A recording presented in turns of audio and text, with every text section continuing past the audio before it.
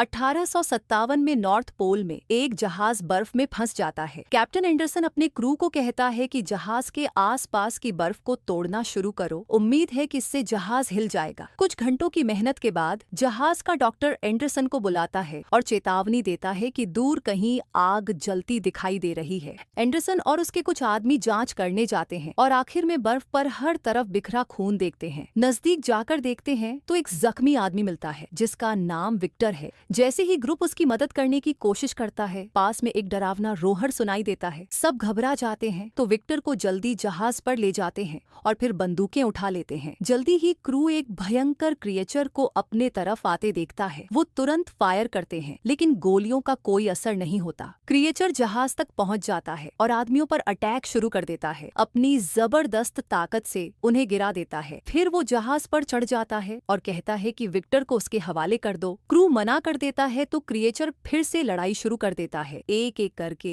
सबको आसानी से हरा देता है। एंडरसन अपनी शॉटगन लेकर फायर करता है। आखिर में क्रिएचर को इतना जोर से मारता है कि वो जहाज से गिर जाता है, लेकिन वो अभी भी जिंदा है। तो आदमी लैडर ऊपर खींच लेते हैं ताकि वो फिर न चढ़ सके। गुस्से में क्रिएचर जहाज को धक्का देना शुरू कर देता है, जिससे जहाज खतरनाक तरह से टिल्ट होने लगती है। एंडरसन फिर फायर करता है और इस बार क्रिएचर के पैरों के नीचे की बर्फ को निशाना बनाता है, जिससे बर्फ टूट जाती है। क्रिएचर तेजी से फ्रोजन वाटर में डूब जाता है। कुछ पल बाद जहाज का डॉक्टर उनके मेहमान विक्टर के जख्मों का इलाज करता है। विक्टर उन्हें चेतावनी देता है कि क्रिएचर वापस आएगा क्योंकि वो मर नहीं सकता और जो भी उसे रोकेगा उस सबको मार डालेगा। वो ये भी मानता है कि उसने ही क्रिएचर को बनाया था, इसीलिए जब वो वापस आए तो एंडरसन उसे विक्टर को दे दे। फिर वो अपनी कहानी बताना शुरू करता है कि सब कैसे शुरू हुआ। विक्टर मशहूर सर्जन लियोपोल्ड का बेटा है। लियोपोल्ड कंट्रोलिंग था और माँ की मौत चाइल्ड बर्थ में हुई, जिसके बाद विक्टर अकेला महसूस करने लगा। बाप ने उसे मेडिसिन सिखाई लेकिन विक्टर को इग्नोर किया छोटे बेटे विलियम के फेवर में। इससे विक्टर को शक हुआ कि माँ की मौत नेचुरल नहीं थी। एक दिन कॉन्फ्रंटेशन में लियोपोल्ड ने कहा कि कोई मौत को हरा नहीं सकता, तो विक्टर ने कसम खाई कि वो जिंदगी और मौत पर काबू पा लेगा। उस रात उसने एक डरावने डार्क एंजल का ख्वाब देखा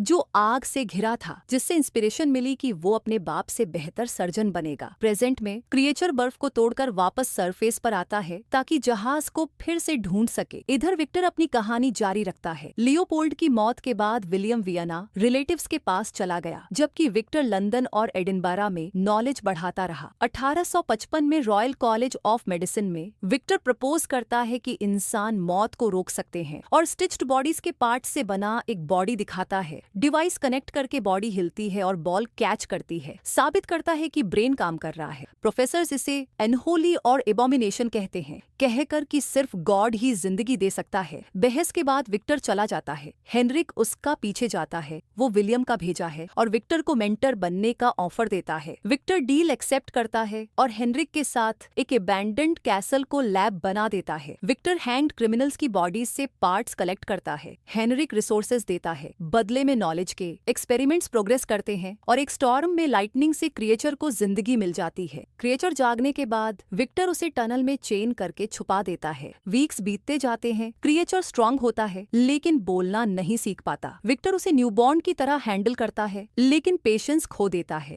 एक दिन हेनरिक रिवील करता है कि वो मर रहा है और फेवर मांगता है, अपना ब्रेन क्रिएचर में ट्रांसप्लांट कर दो ताकि वो जिंदा रह सके। विक्टर मना कर देता है और लड़ाई में हेनरिक मर जाता है। विलियम और उसकी फियांसे एलिजाबेथ कैसल विजिट करते हैं। एलिजाबेथ टनल में क्रिएचर को ढूंढ लेती है और उससे सिंपैथेटिक हो जाती है, हाथ टच करती है और उसे हर्ट होने का दुख महसूस करती है। क्रिएचर उसे लीफ देता है और धीरे धीरे उसका नाम बोलना सीख लेता है। विक्टर क्रिएचर की इंटेलिजेंस कमी से फ्रस्ट्रेटेड है और उसे पोकर से मारता है, बाप की तरह। क्रिएचर गुस्से में पोकर मोड़ देता है और विक्टर का नाम रिपीट करता रहता है। विक्टर विलियम को कन्विंस करता है कि क्रिएचर डेंजरस है और एलिजाबेथ को ले जाए। विक्टर लैब में आग लगा देता है क्रिएचर को चैंड छोड़कर। क्रिएचर डेस्परेटली चिल्लाता है लेकिन एक्सप्लोजन में विक्टर की लेग डैमेज हो जाती है और वो सोचता है क्रिएचर मर गया। प्रेजेंट में विक्टर खून उगलने लगता है तो डॉक्टर मेडिसिन देता है। बाहर क्रू चिल्लाता है क्रिएचर को पास आते देखकर, लेकिन एंडरसन विक्टर की प्रोटेक्शन करता है। क्रिएचर जहाज को घूरता रहता है। विक्टर कहानी जारी रखता है। आग से क्रिएचर बच जाता है और भागकर ओशन में गिरता है। शोर पर जागने के बाद वो फॉरेस्ट में भटकता है, डियर देखता है और बेरीज खाता है।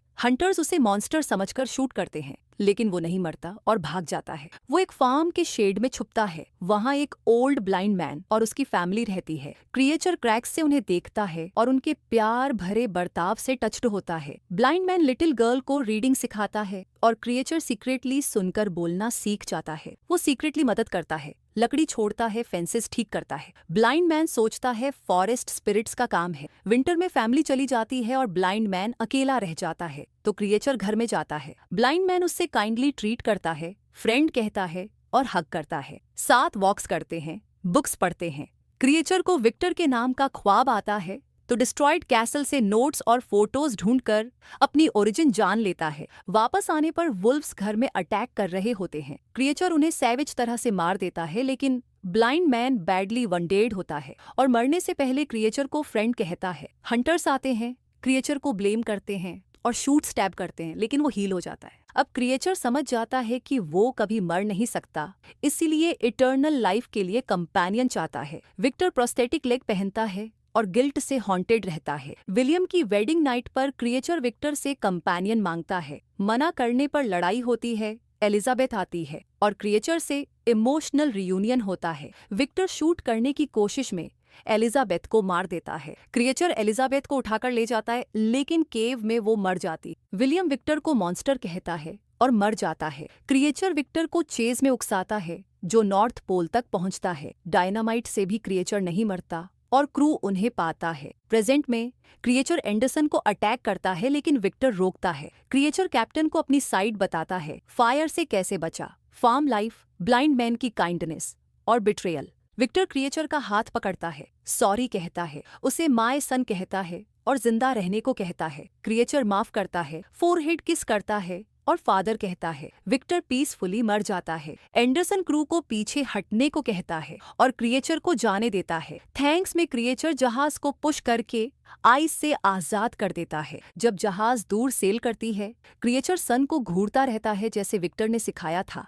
Make sure to subscribe and turn on notifications so you can watch more videos like this. Thanks for watching.